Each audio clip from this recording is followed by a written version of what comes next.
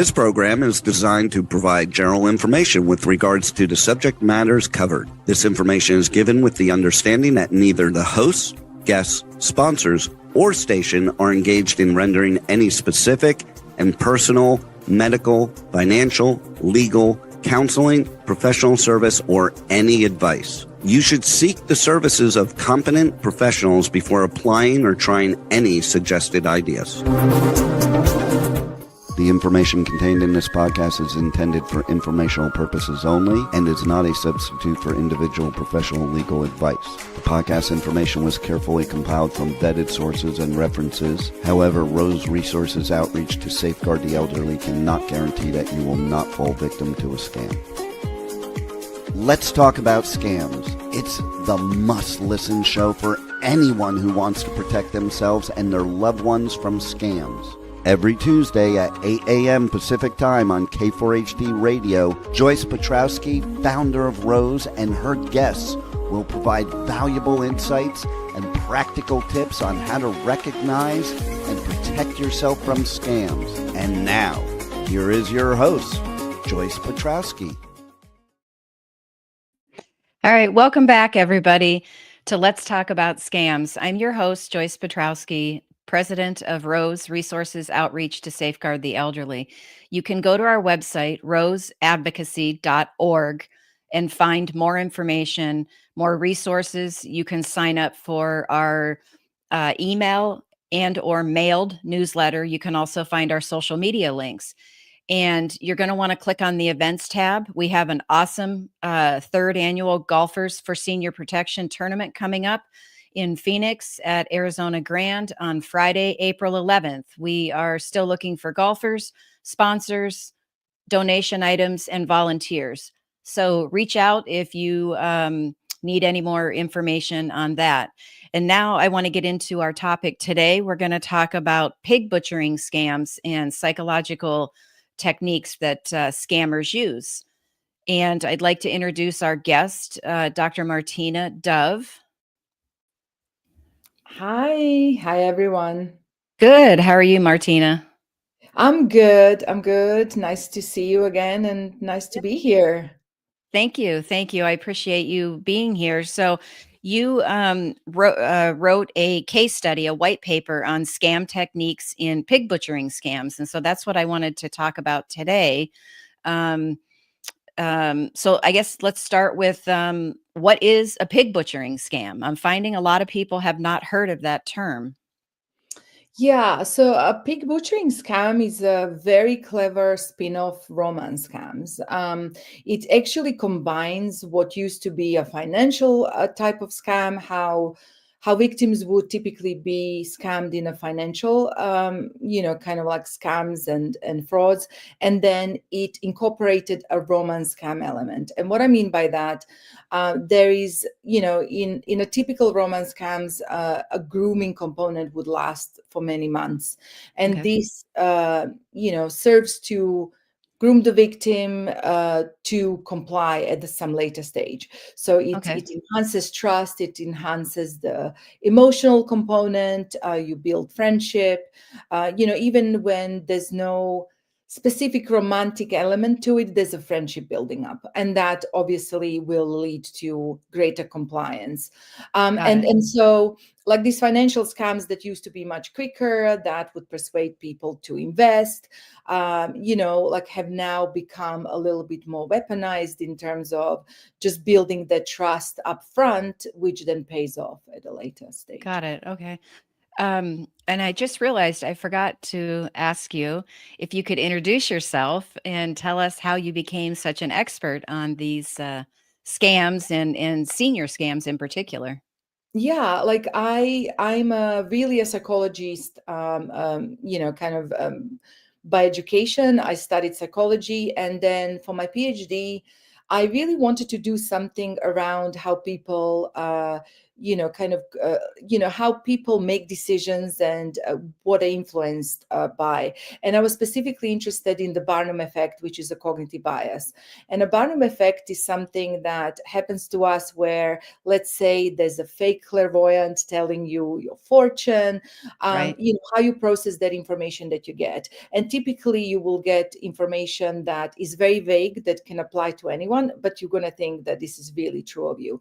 Ah, So I was really interested in the Barnum effect, and I didn't quite know how to apply it to, a problem in a society until I read the paper that talked about the psychological influences in phishing emails. And this is where I okay. got really interested in fraud, and I ended up doing a PhD around scams and how scams persuade, and also what makes people vulnerable to scams. So what are our factors and personality, points, or, what kind of things about us make us vulnerable to. Got it. And you actually wrote a book on it. Why don't you I tell did. us a little bit about the book? Yeah, like when I finished my PhD, because it was a quite, like it was still a really novel arena, and a kind of novel topic, and there was some literature on it, but it wasn't easily found, and I had to piece together from other psychological literature.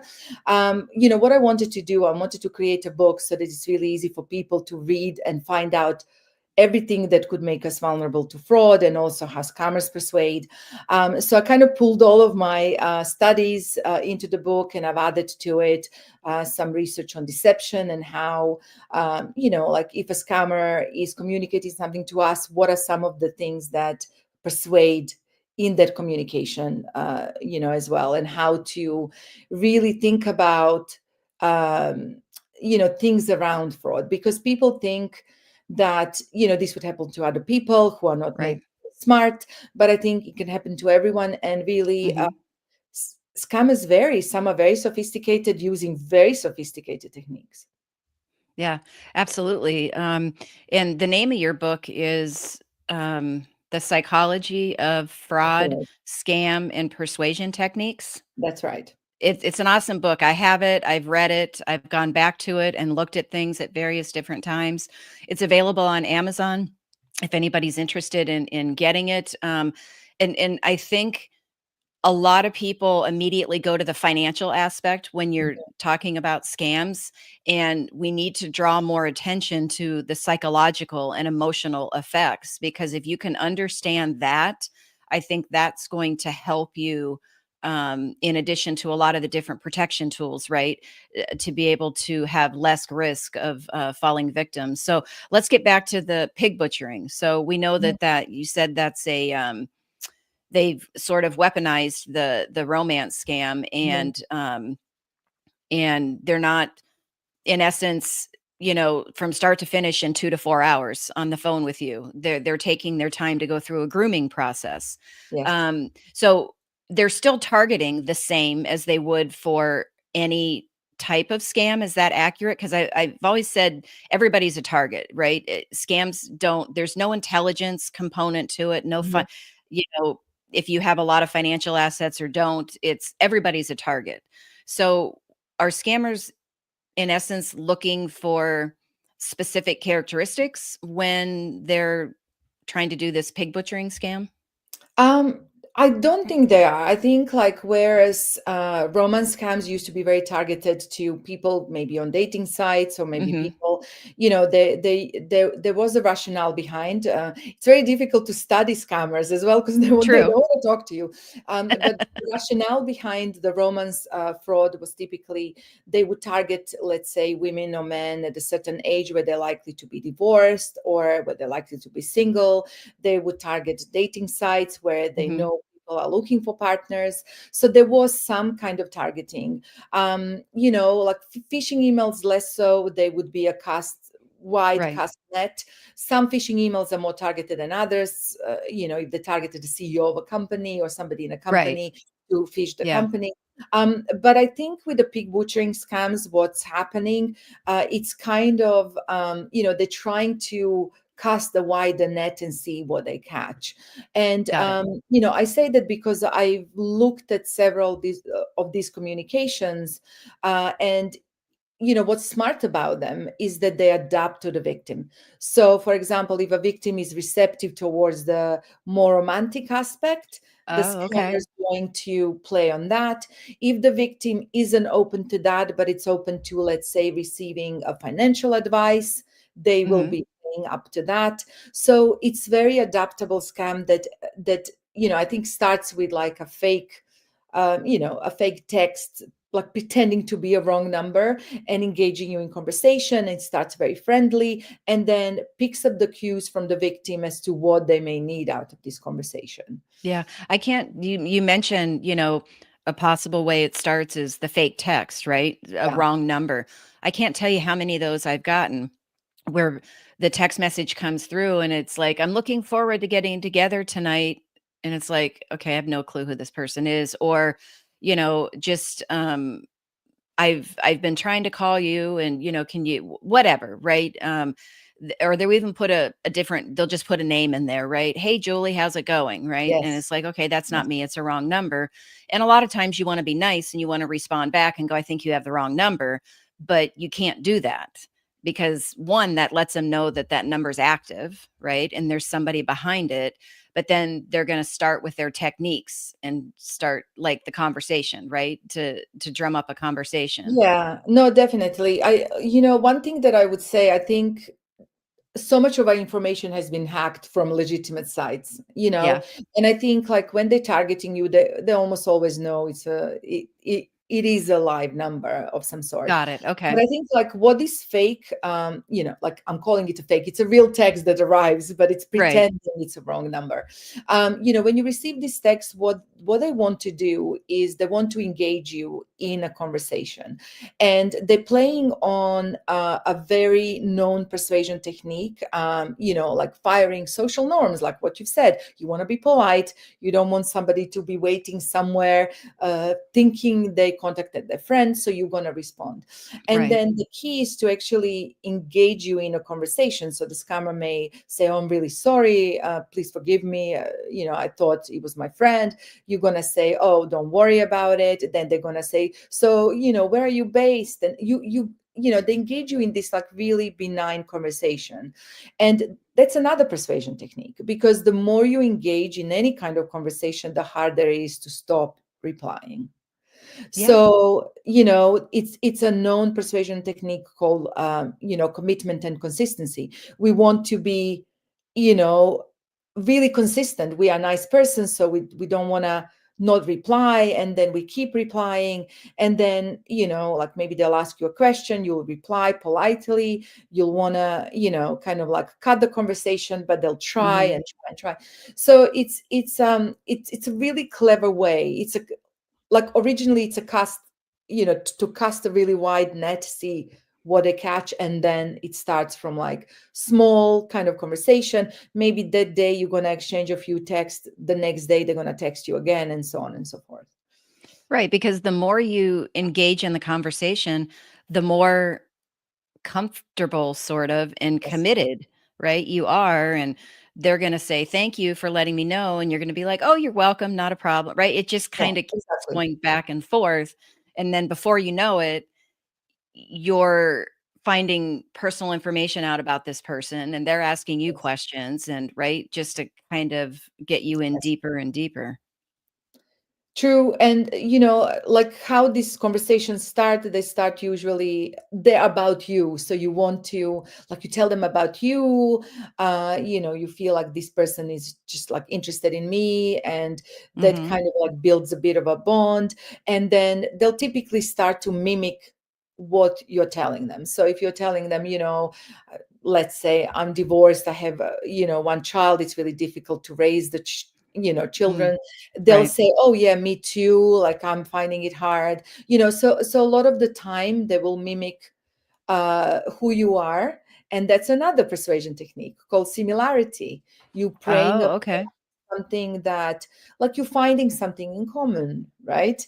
And we like people that have something in common with us. We bond quicker with people that we find we have something that is this, Right. similar, or we're finding similar Exactly. struggles, or we have things in common we can talk about.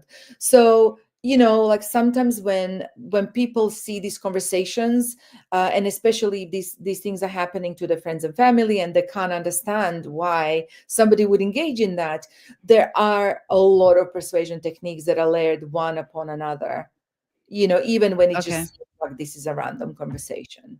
Right, right. One of the things you mentioned in the case study is controlling the conversation. So is explain that a little bit more. I kind of look at that as, and probably am just on the surface of this, is that if you fail to reply, or, it's been a day or something like that, that they're going to keep texting you to keep you in that conversation. I mean, yes and no, that's one component of it. But Okay. one of the things that I've noticed when I read like a year's worth of, WhatsApp messages back and forth, if you don't even look at what's being said, you're just looking at how the conversation flows between two people. In the beginning, the scammer is the one that's initiating very frequent conversations. Several times a day, they will switch you to WhatsApp, where, maybe they'll change your phone number so that if they're abroad, it's cheaper for them to do that, or more people can actually use that. Like I'm pretty sure in these organized crimes, units, you're not just talking to one person, you're talking, somebody's Right. managing your profile, right, about you. And they're very smart. They keep a profile on you. They know exactly what you told them, and I know that because I engaged in a conversation just to see, and I tested them, Okay. information I gave them. So basically, in the beginning, they initiate a lot of this conversation, and it's really mundane. It's about, how's your day going, what do you have for lunch, what did you do today. It's very pleasant, it's very easygoing, it's very lighthearted, and it's very frequent. And there's another, persuasion technique, because over the electronic communication, we open up way too quickly. Like we wouldn't, Yes. first of all, the scammer has access to you several times a day. This wouldn't happen in real life. You just True. wouldn't be going out with somebody 5, 6, 7, 10, 20 times a day, right? Like you wouldn't be Right. calling them 20 times a day. You would think something's wrong. But the text, right, serves as Yeah. that. It reinforces the feeling as if you've known this person for longer, right? So That that, makes sense. yes, it makes Yeah. sense. So, like, these conversations are very frequent. They initiated by the scammer, and then as they go along, maybe a month has gone by. They now starting to introduce the idea of investment. Maybe you don't want to be investing, and you don't know why somebody's talking to you about investing in crypto because you've never done anything like it. This is where the scammer kind of like is still priming you. They're just talking about maybe their wins, and how much they won on investing in crypto or investing in Right. some other stuff. And the more you don't engage in that conversation, the more likely it is that a scammer is going to now start to withdraw their attention on you, right? That Okay. at this time you've gotten used to having this contact for months, right? And this is your friendly contact through the day, and you're going to miss it if it's gone Exactly. suddenly. You're looking forward to it. Exactly. And scammer suddenly starts taking that away from you, right? So when they do get in contact, it's very quick. Very quickly, they'll talk about investment. If you don't start talking about investment, the scammer will say, "Hey, I need to go. I'm going to have lunch and go to work," and they'll withdraw. And pretty quickly, the conversation that goes on starts to only be about investments.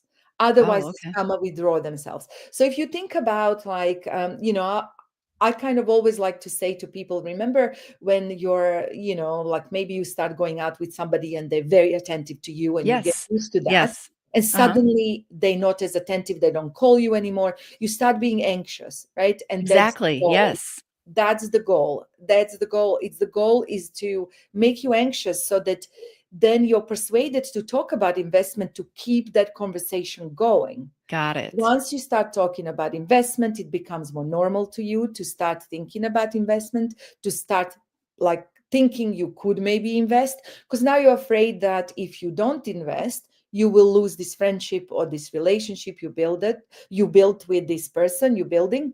And then pretty soon, if you're still not going with investment, sometimes the scammer then turns nasty. Sometimes they'll just drop if they see that you're not going to be a victim. My scammer dropped me because I just didn't have the time to communicate several times a day. Okay. But sometimes the scammer will turn, quite negative. They'll Oh, start berating you that you are not a person of your word, or, like wow. in my case study, the victim had to defend themselves, right? Like, saying like, I do, but I just want to be cautious. I don't want to invest 500,000 straight away. Right. It's not that I'm not proactive, or, so then the situation turns more negative, and that will cause more anxiety. And then the victim may just think, oh, look, I'm just going to invest because I want to stop this negativity now, right? Not only are they not communicating like they used to, now it's really negative and the relationship has turned bad, and they just want to get Wow. back to that good place, you know at the beginning.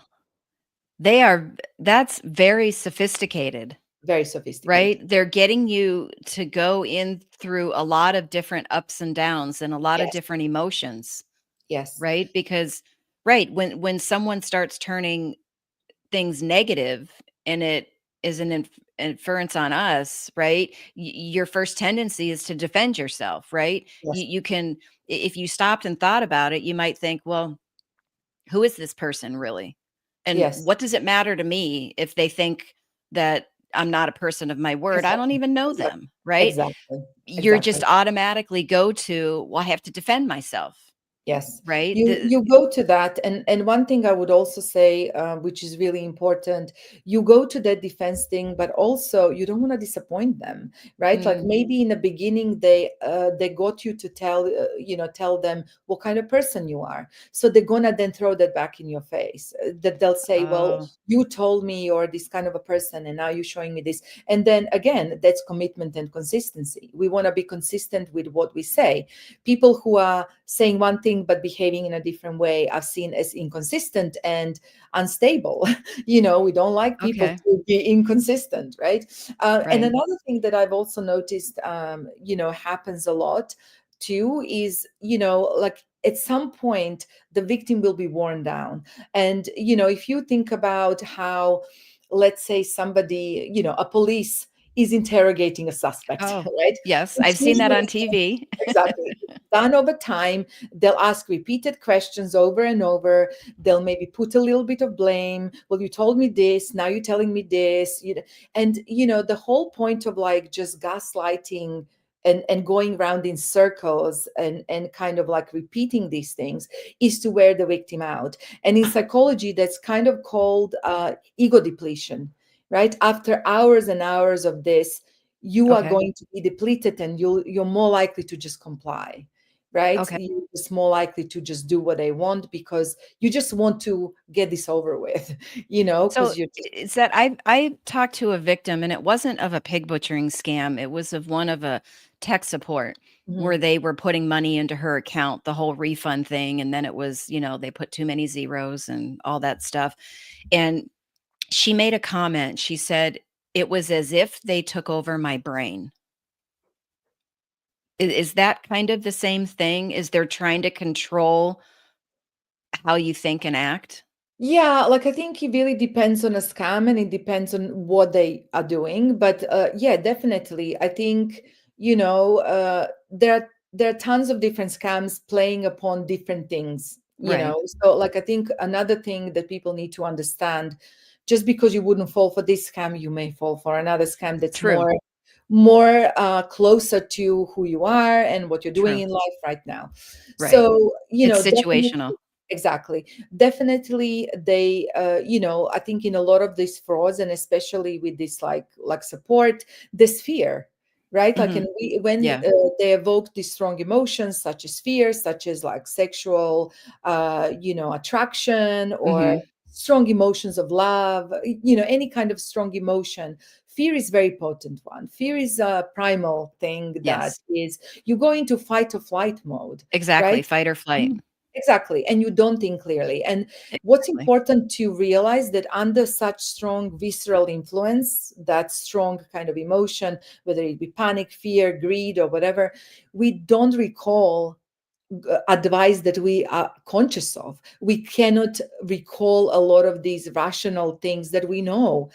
So we don't make decisions that we would make in a cold light of the day, right? Right. And this is why, like the hindsight is 2020, right? Right. Exactly.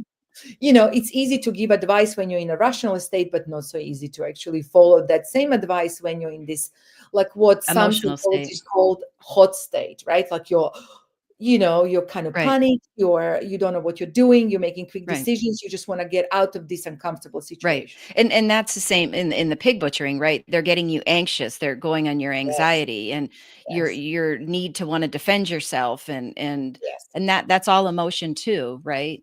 yes, Because you're and not, fear as well. thinking rationally, you might think, well, I don't really even know this person and what do I care what they think of me, right?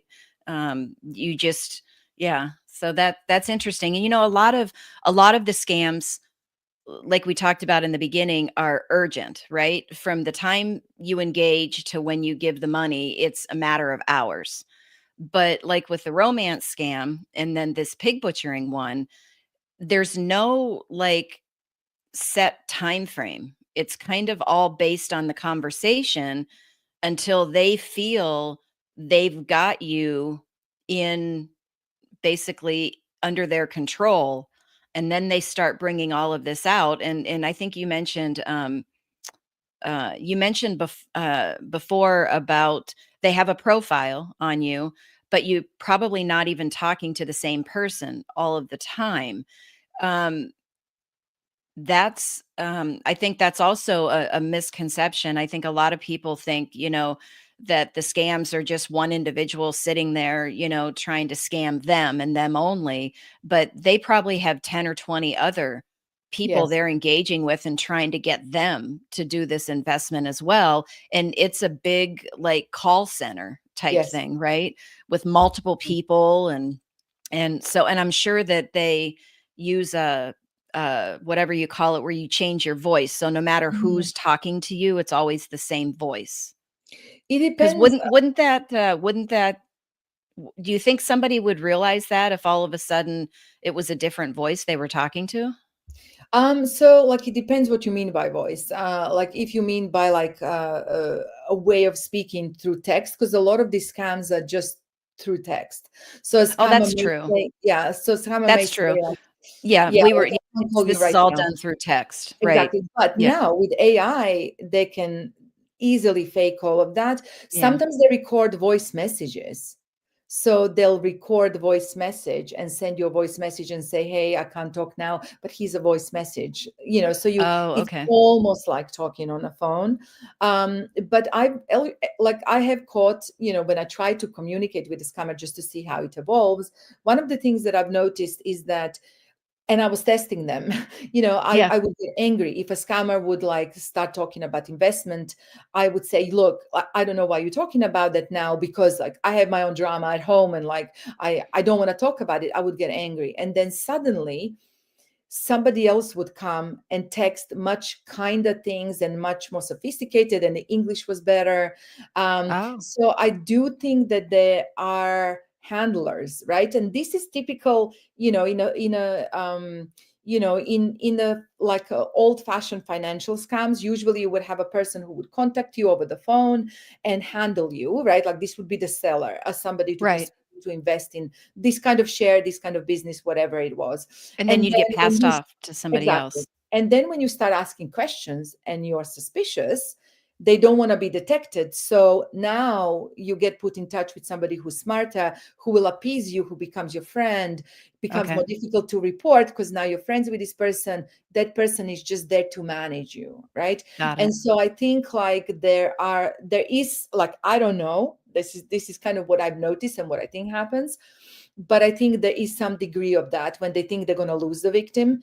Uh, Maybe it get escalated to somebody who is better at handling, because you need to think about it this way, right? For like months and months and months, you're just carrying on really frequent mundane conversations, right? Like if I'm, let's say, a CEO of scamming operations, my time is limited. I'm super good, but like my time is limited. right. I think like there's a lot that they outsource to people who are just carrying on several conversations. And these people, like one thing that I want to also highlight, these people are also scammed.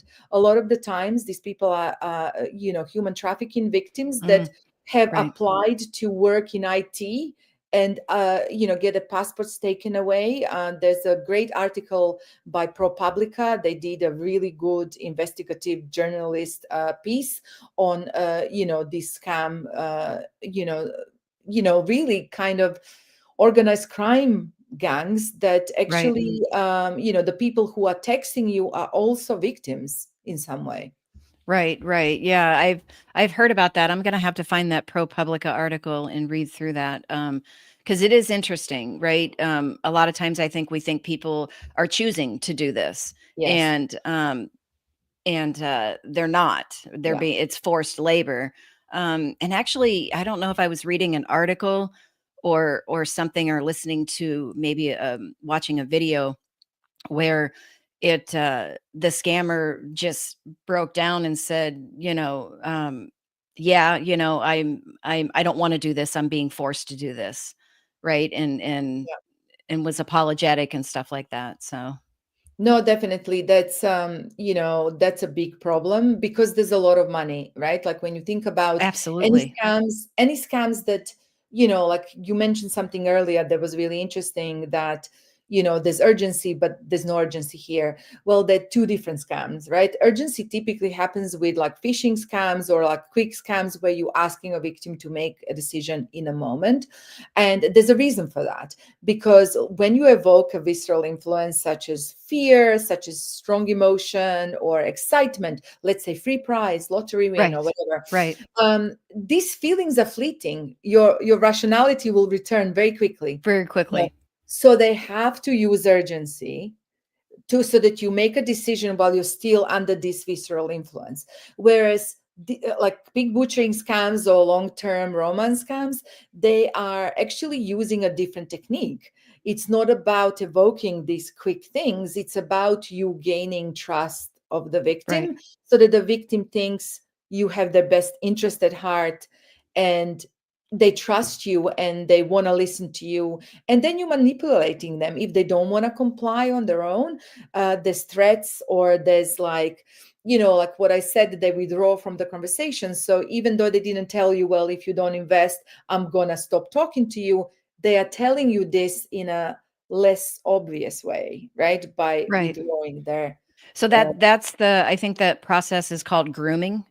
yeah, They're in essence grooming you, yeah, your brain yeah, to feel and to act in a certain way. And like you yeah, said, it's that trust, that absolute yeah, trust. You're not talking to anybody else about this.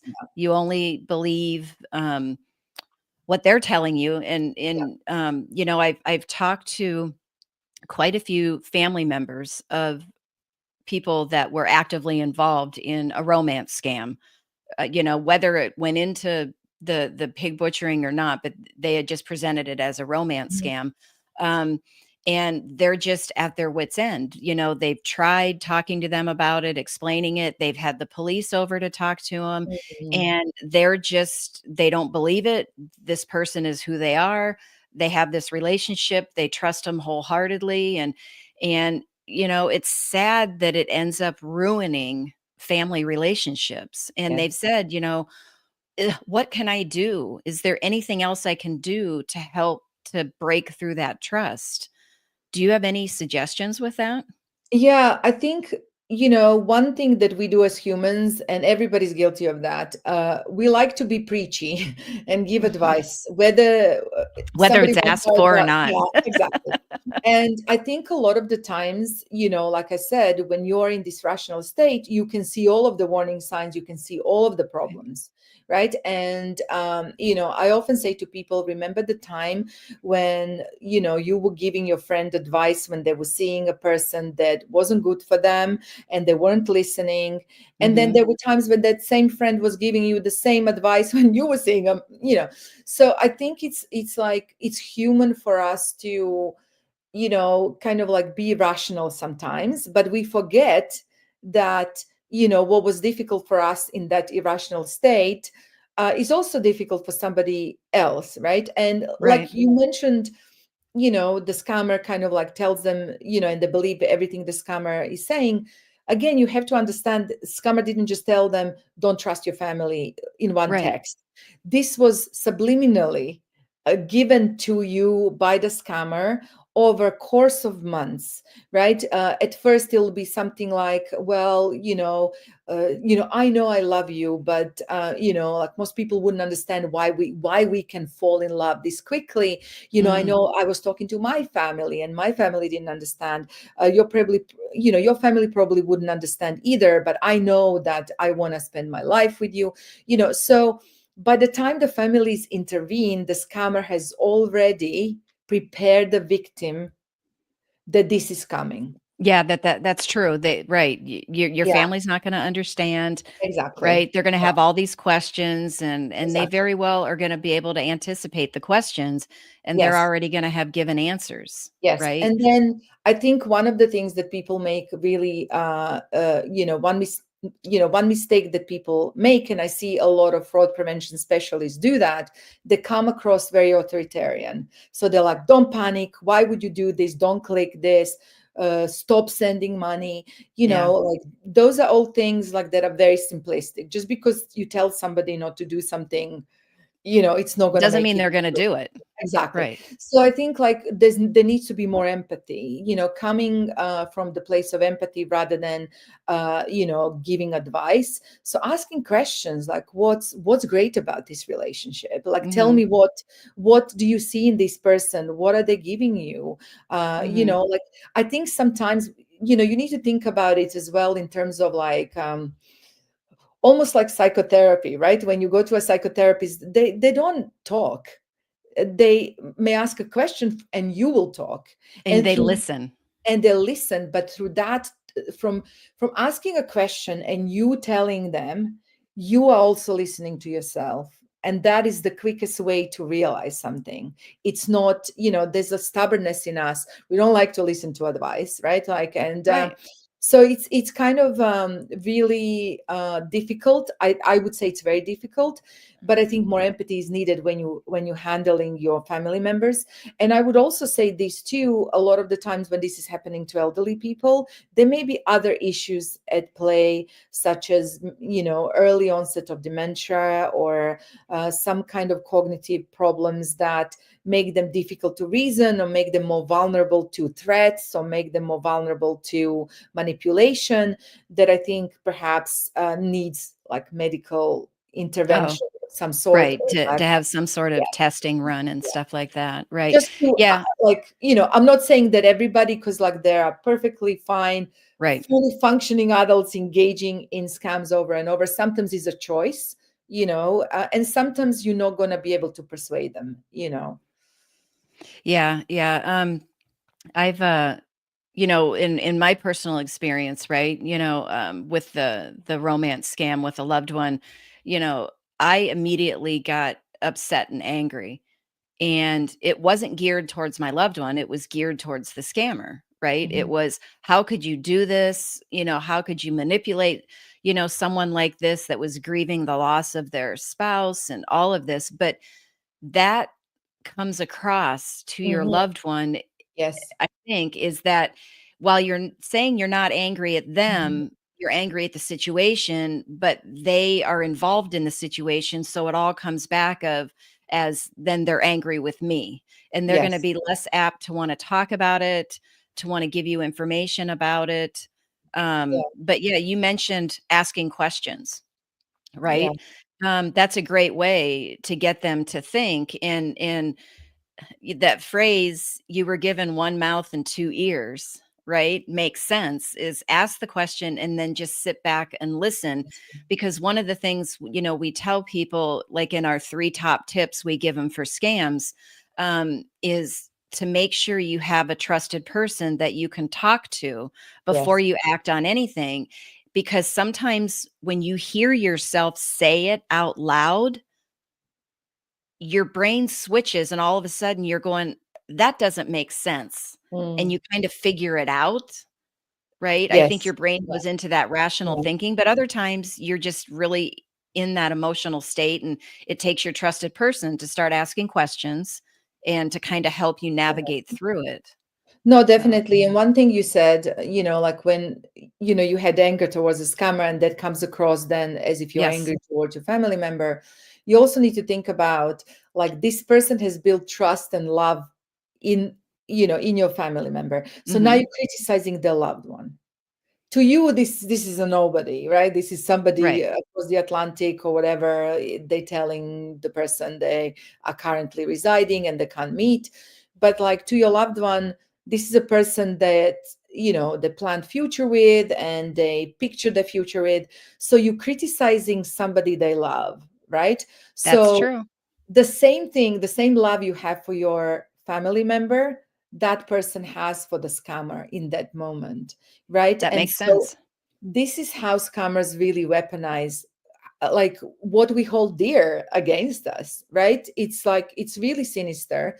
So I think like this is where I think coming with that authoritarian kind of like demeanor Right. actually makes it worse, Yeah. and it reinforces what the scammer was telling them, that you're not going to understand, that Right.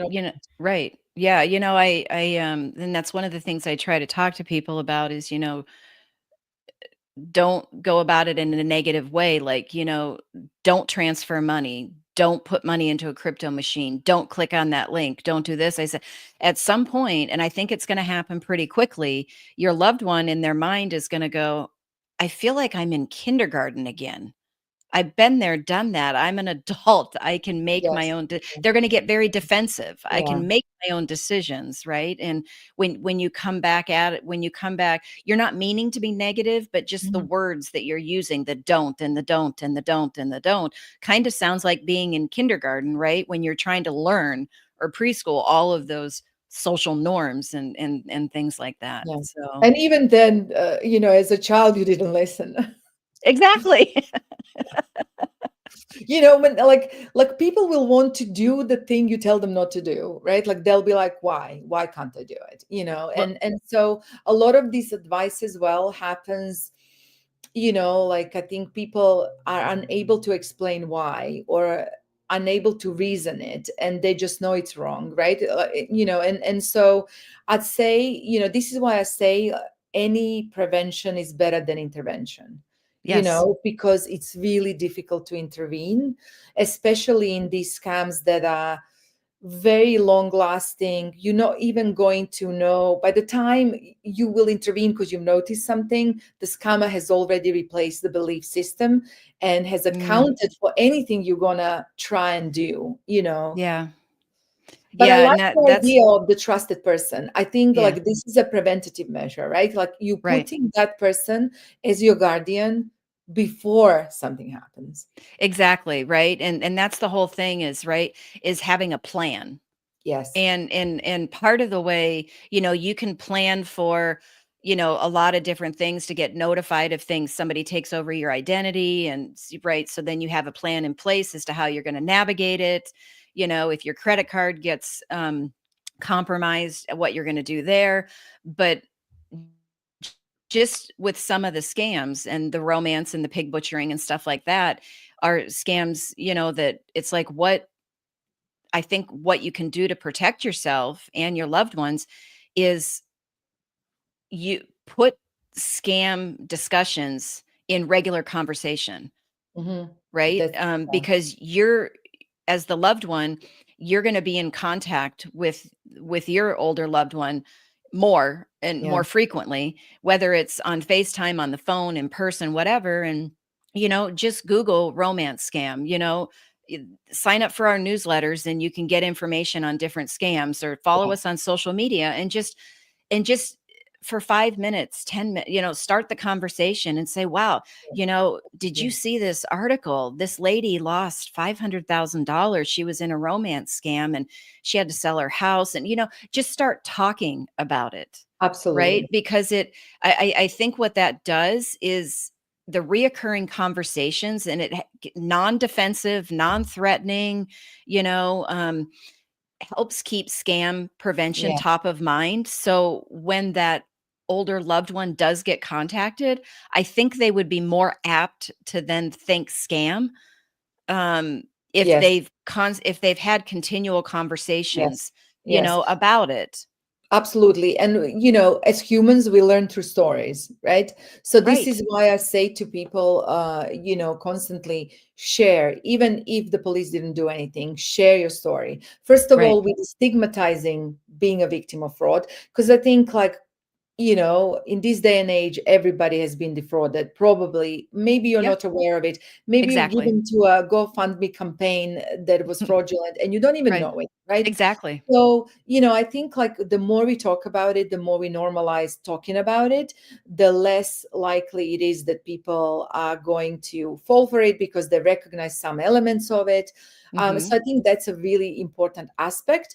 And I think definitely people think it wouldn't happen to them until it does, right? And Exactly. so, like, the way we rationalize things, it's like, well, my parents are like perfectly functional human beings, it wouldn't Mhm. happen to them. My Right. friends, it doesn't matter, right? Like, Right. everybody, I know people with PhDs who fell for Yep. scams. I know people who are CEOs who fell for scams. Yep. There's, I don't think there's a parallel between intelligence, but No. people make these Th parallels, and it gives them this, like, almost false sense of security that it wouldn't Yes. happen to them. And I think we first thing we need to understand, it's like scams are like advertisements, right? Like, some advertisements don't appeal to us. We are, blind to them. But Right. then there'll be that one pair of jeans that looks really good and you'll click on, Right. right? It's like just to see what it's about and what are and the same with scams, right? Like, it's just because you didn't do anything about this, like, 100 scams you got in your inbox because they weren't very convincing, doesn't matter, like, doesn't mean you're not going to fall for Right. something That else. 101 that Yes. came Yeah. into your inbox, you Yeah. might engage with that one, right? So just knowing what's happening, knowing how they persuade, understanding that it can happen to anyone, so, Yep. like, you more on your guard. Oh, yeah, I've talked to somebody who, does the Google My Business for other companies, and so he's on Google all the time, and he fell for a scam, right? Somebody else that is one of the top level people in cybersecurity fell for something, right? It happens. Yeah, it happens. We're not always at the top of our game, we're not always sitting there just waiting to be scammed so we can see it and not fall for it, right? Yeah. Scammers have an innate ability to catch us at the wrong time, I mean, right? is that, and also some scams are so convincing, there's no Mhm. telling them from genuine stuff, Yeah, right? So, just accept that too. So, like, if you look at the legitimate emails that your bank sends, very similar to what scammers is now saying, right. sending. And with the generative AI, they're just getting better and better in terms of spelling. They no longer have Exactly, spelling. grammar. Exactly. So it's going to be really difficult to tell. Emails can be spoofed. We're told to hover over things. Sure, Right. that'll save you in, let's say, 95%. In the 5% where a scammer is very good, the email will be spoofed. It'll look exactly, the email It'll is look going to look. exactly right. Yeah. And same thing with phone numbers now, right? I Yes. had somebody on my advisory board has this app and she has it because she wants to know she's in cybersecurity, how it works and all that stuff, but you can plug in um the phone number that you're calling from and it doesn't have to be yours and plug Mm, the phone number that you're calling yeah. to and that's not right. Yeah. Yeah. She did it with me. She plugged my number into call, but she plugged someone else's number in as who it was coming from, and sure enough, it came through with that person's Mhm. name and phone number, right? So, phone numbers can be spoofed now, right? Absolutely. And Anything can be so spoofed. Yeah. yeah, So I think, like, this is why it's important to also just warn people how scams are going to make them feel.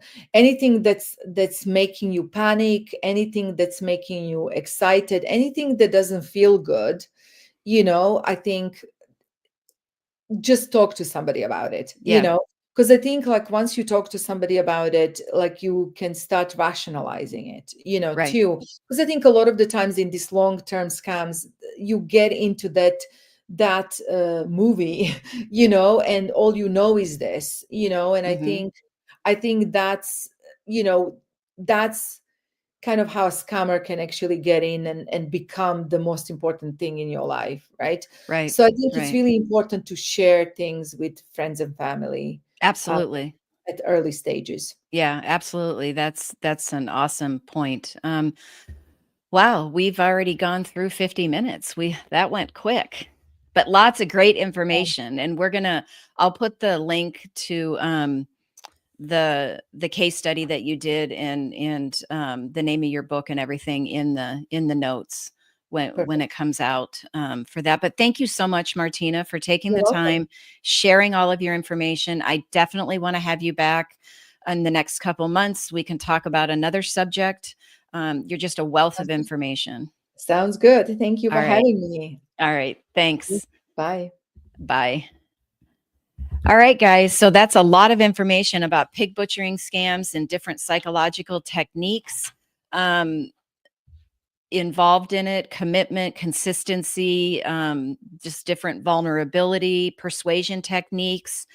Just remember, the most important thing is to be that trusted person in your loved one's life that they can come and talk to you about any situation, and have regular conversations about different scams and different techniques and things like that in a non-defensive, non-threatening way. Just weave it into conversations just to keep scams top of mind. And don't forget, you're going to want to get onto our website, roseadvocacy.org. You can find more resources there. You can, at the bottom, use the contact us button if you want to give us an idea of something you want us to talk about. We can see if we can get it in on a future episode. You'll find our social media links, and you can also sign up for our emailed and or mailed newsletter. And don't forget the events tab. We have our 3rd annual golf tournament coming up on Friday, April 11th at Arizona Grand Resort and Spa. It's a Friday morning. We're still looking for sponsors, golfers, volunteers, and auction items.